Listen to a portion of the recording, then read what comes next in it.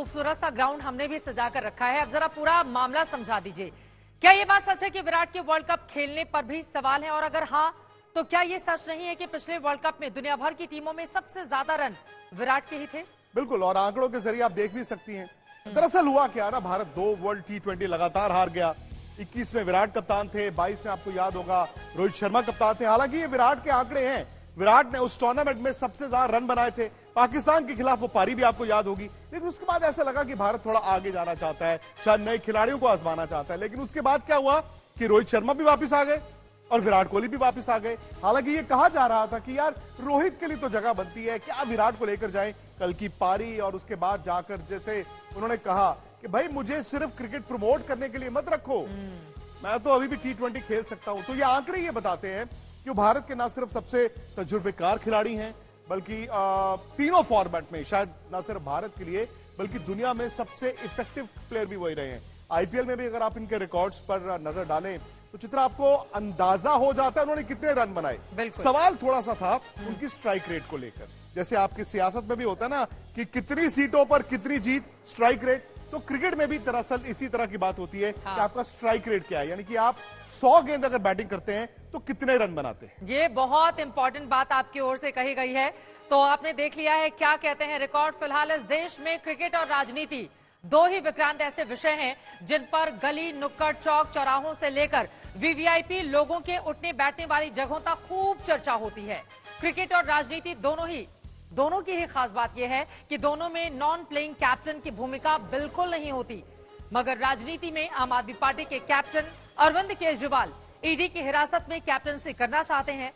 बताया गया है कि उन्होंने अपने मंत्रियों को खत लिखकर दिल्ली में सीवरेज की समस्या और स्वास्थ्य महकमे में सुधार के लिए आदेश दिया है, लेकिन ईडी ने केजरीवाल की फेंकी इस बॉल को नो बॉल करार दे दिया है। अच्छा, मगर इस वक्त गिरफ्तार non playing captain Arvind Kejriwal ने अपने आदेश वाली ये गेंद फेंकी क्यों, और उनकी इस गेंद के बाद दिल्ली के राजनीतिक मैच का माहौल कैसा हो गया, इस खेल की क्या रिपोर्ट है, आइए वो जान लेते हैं।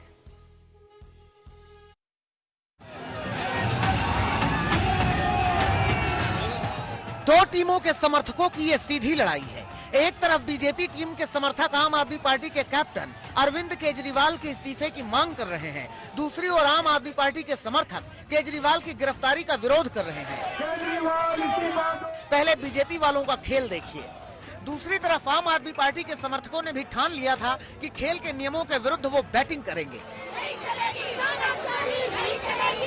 दरअसल एक दूसरे के खिलाफ अपनी ताकत की नुमाइश की जा रही है, लेकिन केजरीवाल ने ईडी के ड्रेसिंग रूम से जो गेंद फेंकी उसने मैच का रुख ही बदल दिया। खबर आई कि केजरीवाल ने अपने 2 मंत्रियों को हिरासत से ही खत भिजवाया।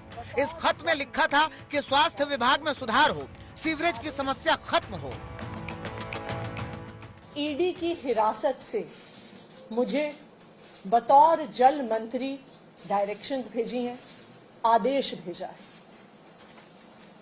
कल जब ये कागज उनकी डायरेक्शंस के साथ मेरे पास आया तो मेरी आंखों में आंसू आ गए।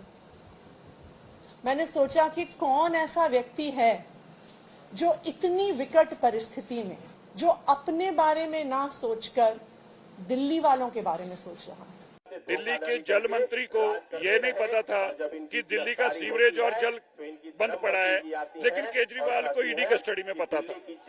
आज दिल्ली के हेल्थ मंत्री कह रहे हैं दिल्ली के हेल्थ मंत्री को दिल्ली के बारे में जानकारी नहीं है, लेकिन जेल में बैठे आदमी को है। तो ये फ्रॉड है, दिल्ली के लोगों को बेवकूफ बनाने का तरीका है। मैंने एलजी साहब से रिटर्न में कंप्लेंट दी है, इसके ऊपर तुरंत कार्रवाई की जाए।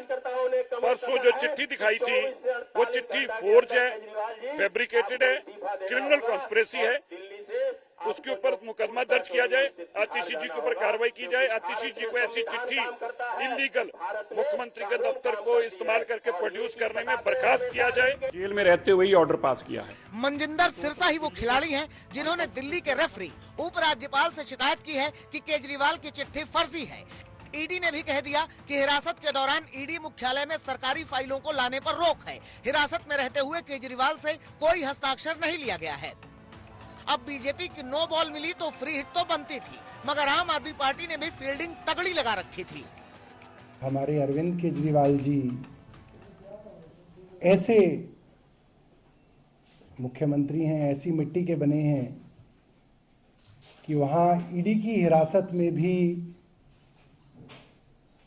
उनको ये लगा हुआ है कि कहीं ऐसा तो नहीं कि मैं हिरासत में चला जाऊं और पीछे से